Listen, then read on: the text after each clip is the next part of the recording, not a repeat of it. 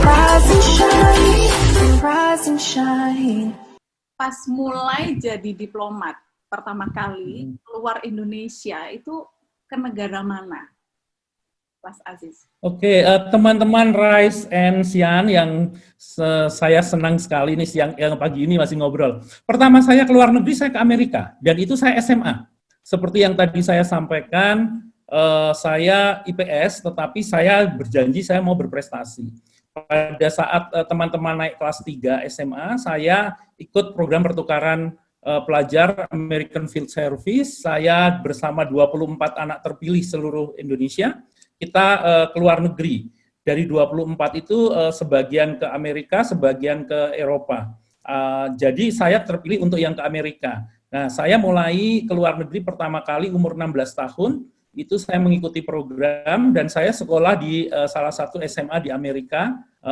Disitulah saya mulai mengenal perbedaan budaya. Disitulah saya mulai mengenal bagaimana kita harus beradaptasi, bagaimana kita harus saling menghargai. Karena saya ikut keluarga asing, saya ikut keluarga Amerika dengan 2 adik, yang sampai saat ini hubungan kami masih sangat-sangat dekat. Setiap hari, apalagi sekarang ada medsos ya, jadi kami masih komen-komen, kami masih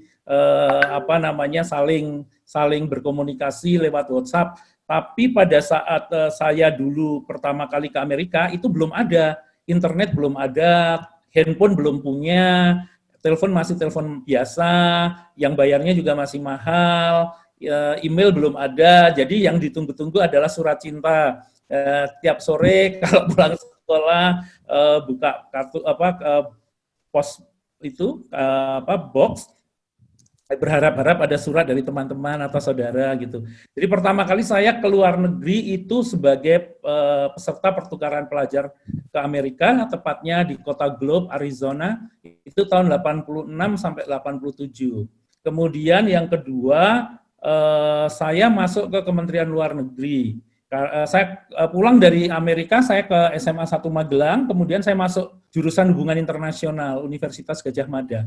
Nah, di situ semakin saya yakin atas pilihan saya tadi untuk jadi diplomat, maka saya ambil jurusan Ilmu Hubungan Internasional. Saya lulus tahun 93, kemudian saya mulai awal 94 sudah masuk Kemlu.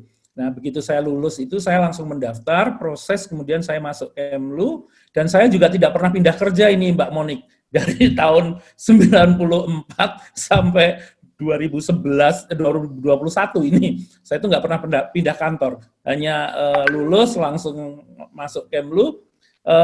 Penugasan saya sebagai diplomat untuk penempatan yang pertama ke Canberra, ke Australia. Itu tahun 2000 sampai 2004. Kemudian setelah itu penugasan kedua saya ke Republik Ceko di Praha, itu tahun 2007 sampai 2011. Kemudian ke Belanda yang ketiga hanya sebentar, 2015 sampai 2016. Kemudian 2019 saya ke Rusia, ke Moskow. Nah, ini adalah penempatan saya yang keempat sebagai diplomat. Tetapi kalau untuk misalnya perjalanan, untuk dinas atau untuk sidang atau untuk rapat, meeting atau apapun, ya selama kita di Jakarta kita sudah sering ya, ya saya alhamdulillahnya kalau benua sudah semuanya, Asia, Afrika, Eropa, Amerika, Australia sudah semuanya. Tapi yang penempatan saya ada 4 kali di Australia, di Praha, Belanda, dan di Moskow, Rusia. Itu untuk penempatan saya. Berarti bisa dikatakan seluruh dunia sudah kulewati ya Mas Aziz? Benua lah, kalau negara belum, tapi seluruh benua sudah. Kalau boleh sebutkan satu negara yang masih ingin banget gitu, datang ke sana gitu, negara mana tuh Mas Aziz? Ceko. Apa yang menarik di Ceko? Itu penempatan saya yang kedua. Kenapa saya nggak ngerti, tapi itu seperti negeri dongeng ya. saya nggak pernah menyangka waktu saya mau penempatan di situ. Karena penempatan saya kan di Australia, orang sudah tahu waktu pertama ya Australia. Sebelumnya juga saya sudah sekolah di Australia kan, S2 saya di Melbourne, di Monash University. Jadi waktu saya penempatan di Australia, saya seperti ini kotanya, Canberra sudah tahu, orang-orangnya sudah mengenal lah ya. Tapi ketika saya pertama kali ke Ceko, ke Praha, saya itu belum tahu Praha itu seperti apa gitu ya. Saya pikir ini kan negara bekas negara komunis gitu. Saya pikir Praha itu juga kusam, gelap gitu. Begitu pertama kali pesawat mendarat, saya itu langsung jatuh cinta karena kota itu sangat indah.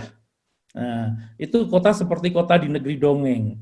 Kemudian setelah itu saya menemukan sahabat-sahabat saya, ini teman-teman di Praha yang tinggal di Praha sampai sekarang, kami ini seperti saudara dengan masyarakat Indonesia yang di sana, kemudian dengan bapak-bapak, saya punya banyak bapak tuh di Praha itu. Mereka adalah bapak-bapak yang dulu dikirim pada zaman Presiden Soekarno untuk sekolah di luar negeri, mahasiswa ikatan dinas, yang karena situasi politik mereka tidak bisa kembali ke Indonesia saat itu, sehingga mereka harus berganti warga negara, dan mereka masih cinta sekali dengan Indonesia. Jadi saya kangen ini kalau nanti teman-teman di Praha, bapak-bapakku, teman-temanku ada dengar ini, kita rindu. Nah, selalu saya itu bermimpi selalu bisa kembali ke Praha. Jadi itu adalah satu tempat yang kotanya cantik, masyarakatnya juga menyenangkan. Saya kenal banyak teman orang-orang Ceko yang menjadi sahabat-sahabat saya, punya banyak kenangan di sana karena 4 tahun. Dibanding Belanda saya hanya 1,5 tahun ya. Jadi jejak-jejaknya belum banyak, sudah pulang gitu.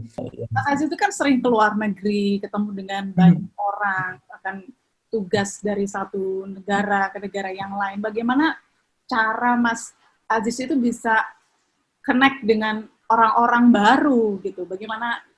Apakah memang sesimpel itukah beradaptasi dengan orang-orang di mana notabene budaya berbeda, bahasa otomatis pasti berbeda? Saya ini mudah bergaul, mudah ketemu orang, mudah ngobrol, kemudian ya banyak teman, karena saya juga berpikir yang paling berharga harta itu kan teman kita ya. Jadi kita bisa bilang di sini saya punya teman, di Belanda saya punya banyak sekali teman juga, di Rusia, di mana-mana selalu ada teman. Cuma mungkin karena saya berpikir itu sebagai global citizen ya. Jadi kita ini kan sekarang sudah tidak hanya warga negara Indonesia, tapi kita warga dunia. Jadi selalu berpikir bahwa kita satu derajat, kita tidak pernah merasa berada di bawah, minder dengan negara lain atau orang lain. Kita juga tidak jumawa karena selalu kita ada plus minus.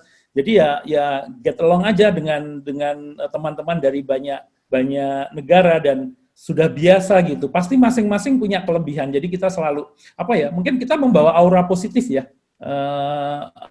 Yang kita sampaikan ini yang positif gitu. Jadi ketika kita dekat dengan orang-orang itu atau kita sendiri berdekatan dengan orang, ya kita auranya selalu positif lah. Enggak julid gitu atau enggak mikir curiga gitu ya. Kemudian pernah nggak ada cerita menarik selama berada di luar Indonesia ini yang sampai hari ini paling nggak bisa dilupakan gitu sama Mas Aziz? Itu ada cerita di mana? Macam-macam ya, di berbagai tempat selalu ada cerita lucu. Waktu saya tiba misalnya hari kedua di Belanda, saya itu mau ini cerita yang selalu saya sampaikan ke teman-teman, hati-hati dengan bahasa. Karena kadang-kadang kita pikir orang nggak ngerti bahasa kita ya. Ternyata kita tidak tahu, ini orang casingnya bule, totally bule ini orang casingnya. Dia kerja di T-Mobile, karena saya harus mengganti nomor, harus beli nomor Belanda kan. Saya datanglah ke toko T-Mobile, bergaya, namanya juga diplomat, maunya pakai bahasa Inggris kan. Nah, mulailah saya ngomong dengan bahasa Inggris, dan dijawablah sama teman saya yang akhirnya menjadi teman, si penjual telepon ini, jawabannya cuma satu kata, mama saya dari Garut. Jadilah kami berteman dan kami akhirnya bukan bahasa Belanda saya yang lancar, tapi bahasa Indonesia dia yang makin lancar. Nah, artinya kita nggak menyangka bahwa ya ada orang mengenal Indonesia. Nah, jadi kemudian kita harus berhati-hati, jangan sampai kita kebiasaan membicarakan orang lewat dalam bahasa kita, ternyata orang itu sangat paham, bahkan nada bahasa Indonesianya pun nada Sunda. ini seringkali menjadi cerita lucu bagi saya. Nah ini benar-benar, waduh saya itu sudah gaya nih pakai bahasa Inggris ke toko. Akhirnya ya menjadi teman. Itu banyak sekali cerita-cerita lucu yang saya alami selama menjadi diplomat. Kadang-kadang mereka orang-orang belum mengenal Indonesia, ya kita jelaskan. Ini suatu contoh ketika saya ada di Australia. Waktu itu penempatan pertama terjadi peristiwa bom Bali, ya, kemudian juga terjadi peristiwa kapal Tampa. Nah, di situ saya belajar dari duta besar saya, Bapak Sujatnan, bagaimana suatu potensi konflik dijadikan potensi kerjasama. Yang ini yang tadinya kalau cara menghandle satu masalah itu tidak cerdas pendekatannya, maka bisa saja ini menjadi satu konflik besar. Tapi yang dilakukan oleh Pak Duta Besar Sujatnan pada saat itu adalah menekankan bahwa ini adalah suatu potensi kerjasama yang bisa dilakukan antara Indonesia dengan Australia. Karena pada saat bom Bali misalnya itu adalah aksi terorisme. Jangan dilihat, jangan hanya Australia menjadi korban, Indonesia juga menjadi korban. Karena juga ada ratusan orang Indonesia yang meninggal pada saat itu, begitu pula ada 88 orang warga negara Australia. Nah, kemudian juga ratusan keluarga Indonesia kehilangan bapak ibunya yang bekerja di kafe waktu itu, dan kemudian kan ekonomi kolaps ya, pariwisata di Bali semua kolaps. Nah, ini dijadikan potensi kerjasama untuk pemberantasan anti terorisme, sehingga Indonesia dan Australia bekerja sama bahu-membahu bagaimana menyelesaikan masalah isu terorisme bersama-sama. Karena sebenarnya dua-duanya adalah korban dari terorisme. Nah, ini pada saat itu sangat mengerikan ya, orang masih ada salah paham, ada orang penduduk yang protes, ada yang bahkan protesnya juga tidak dengan halus gitu. Ya, kita harus sabar menghadapi semua itu. Tetapi at the end, I learn a lot. Ya, saya belajar bagaimana diplomasi dilakukan sehingga potensi konflik bisa menjadi suatu potensi kerjasama. Ini mindset seperti ini yang ada terus di dalam benak saya. Bagaimana suatu potensi konflik itu diubah menjadi potensi kerjasama antar negara. Kemudian kalau pengalaman di Praha itu karena kita reintroducing Indonesia, memperkenalkan kembali Indonesia, karena kan selama masa Orde Baru hubungan kita dengan wilayah-wilayah komunis ini kan terbatas ya, tidak sama sekali putus, tetapi sangat minim atau terbatas. Nah ini akibatnya satu generasi selama 30-an tahun itu tidak mengenal Indonesia. Ada generasi lama yang mengenal very well informed tentang Presiden Soekarno, tetapi selanjutnya perkembangan Indonesia mereka tidak paham. Nah, ketika sama-sama zaman berubah, kita setelah reformasi, kemudian di Ceko juga setelah revolusi Bludru tahun 89, maka dua-duanya menuju negara demokrasi baru. Nah, ini yang kita selalu sampaikan. Kita reintroducing Indonesia dengan sistem pemilihan umumnya, dengan perkembangan pembangunannya, sedemikian juga dengan Ceko. Jadi kita mempunyai suatu persamaan. Kemudian kalau di Belanda berbeda lagi pengalamannya. Kalau di Belanda itu kan Indonesia itu sudah kayak buat mereka kayak bagian dari kehidupan sehari-hari mereka ya. Makanan Indonesia tersedia di setiap tikungan. Di setiap kota selalu ada restoran Indonesia. Kemudian bahkan di seluruh Belanda itu ada restoran-restoran mungkin ribuan yang menjual makanan, yang ada makanan Indonesianya, tetapi ada sekitar 400-an restoran otentik yang asli benar-benar Indonesia. Nah, Indonesia menjadi bagian dari kehidupan sehari-hari mereka. Kalau di Belanda saya pakai batik, itu nggak ada orang nanya, ini baju apa?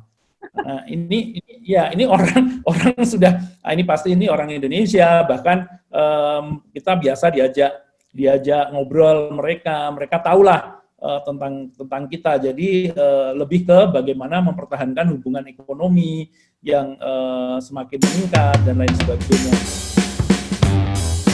Pertama pasti KGB, ya kan? Kedua komunis, yang ketiga mafia gitu ya.